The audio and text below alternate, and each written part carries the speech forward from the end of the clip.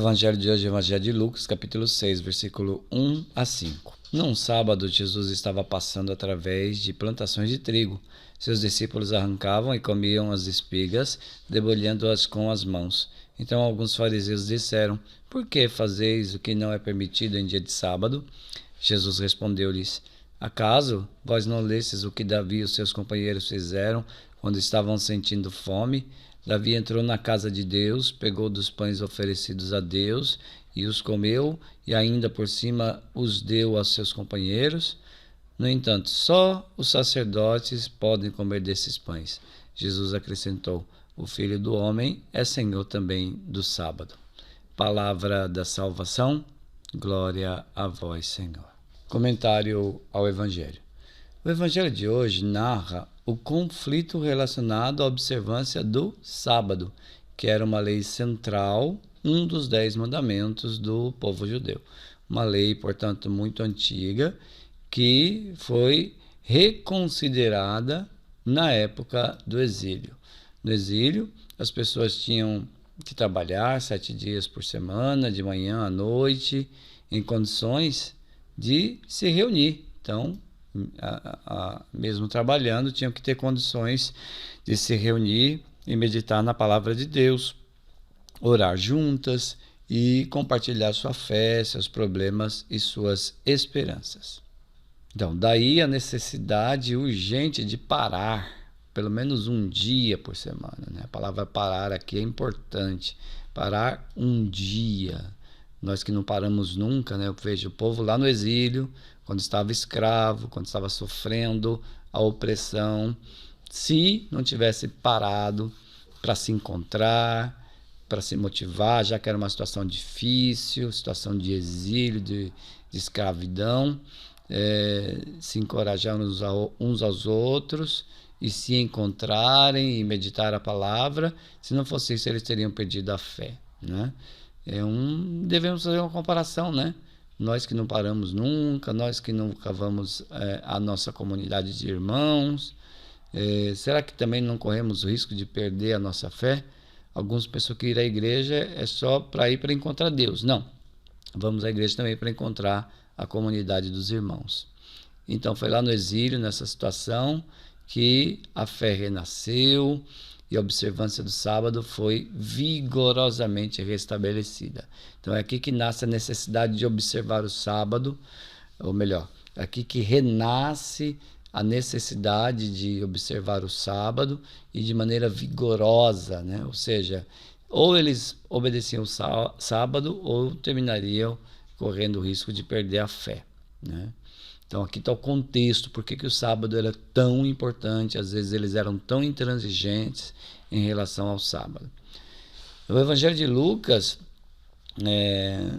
que é o que nós lemos, fala então de um conflito de Jesus com esses fariseus, né, que defendiam essa observância vigorosa, quase que intransigente do sábado. No sábado, os discípulos percorrem as plantações e abrem caminho colhendo e comendo espigas. Um evangelho paralelo, que é o de Mateus 12, né, diz que eles estavam com fome, né? Então a necessidade da fome, né? Os fariseus, por sua vez, eles usam a Bíblia para dizer que os discípulos transgrediram a lei do sábado, né? Ou seja, vocês, por que fazem isso? Por que fazem o que não é permitido no sábado, né?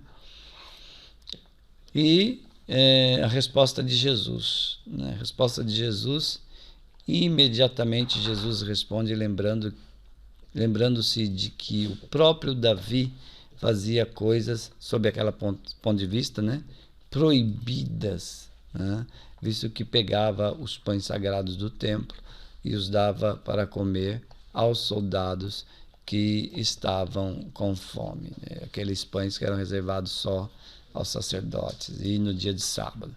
Então, a coisa da necessidade em primeiro lugar, né, da vida em primeiro lugar. Comer para matar a fome é manutenção da vida. Então, isso vem em primeiro lugar. Jesus conhecia muito bem a Bíblia, né? Ele citou esses textos bíblicos para mostrar que os argumentos dos fariseus não tinham base na revelação, e sim em cultura humana, em tradição humana. Em Mateus, que é o evangelho paralelo, a resposta de Jesus é ainda mais completa, né? Ele não apenas invoca essa história de Davi, mas também cita a lei do Antigo Testamento, que permite aos sacerdotes trabalhar no sábado, e cita o profeta Oséias. Então, primeiro, os sacerdotes podem trabalhar no sábado, segundo essa lei. E também ele cita um profeta, né, muito caro ao povo judeu, que diz: quero a misericórdia e não o sacrifício, né? Conclusão. Jesus termina com essa frase: o Filho do Homem é Senhor do sábado. Então, Jesus, Filho do Homem, que vive em intimidade com Deus, descobre o sentido da Bíblia, não de fora, como aqueles que apontavam o dedo, mas de dentro, ou seja, descobre o sentido a partir da raiz, a partir da sua intimidade com o autor da própria Bíblia, que é o próprio Deus. Por isso, Jesus pode se denominar Senhor também do sábado. No Evangelho de Marcos, que é um evangelho também paralelo, Jesus relativiza a lei do sábado, dizendo: o sábado foi instituído para o homem e não o homem para o sábado. Ou seja, quando diz que ele relativiza a lei do sábado, ele diz: olha, a lei é importante, mas ela não é o mais importante, né? O sábado não foi instituído para o homem. O sábado foi instituído para o homem e não o homem para o sábado. Ou seja, o que é mais importante, o homem ou o sábado? O mais importante é o homem, né? Por isso, o sábado deve estar a serviço do homem, né? O sábado foi instituído, pense aqui, né? O sábado deve estar a serviço do homem e não o homem a serviço do sábado, né? Então, cabe agora uma pergunta, pessoal, né? Como você passa o domingo, que para nós cristãos tem esse valor de parar, de ser o nosso sábado, nosso dia de encontro com Deus e com a comunidade dos irmãos? Você vai à missa porque é obrigado? Tem essa visão dos fariseus que ficam apegados à lei, à intransigência da lei. Eu tenho que ir porque é obrigado, sou obrigado a evitar o pecado, né? Ou eu vou de fato à igreja para estar com Deus, né? Eu guardo o domingo, já que para nós o domingo ele tem valor como o do sábado. Eu guardo o domingo, ou eu vivo enchendo o meu domingo de coisas e nunca tenho tempo para estar com Deus? Outra coisa, Jesus sabia a Bíblia, né? Ele cita aqui passagens da Bíblia, né? Os outros evangelhos mostram que Jesus também explora os outros textos bíblicos. Então, Jesus sabia a Bíblia quase de cor. E para você, o que a Bíblia representa? Essa palavra, de fato, tem qual significado na sua vida? Então, Senhor, nós te agradecemos porque o Senhor nos deu essa palavra, nos dá a palavra para que seja nosso alimento.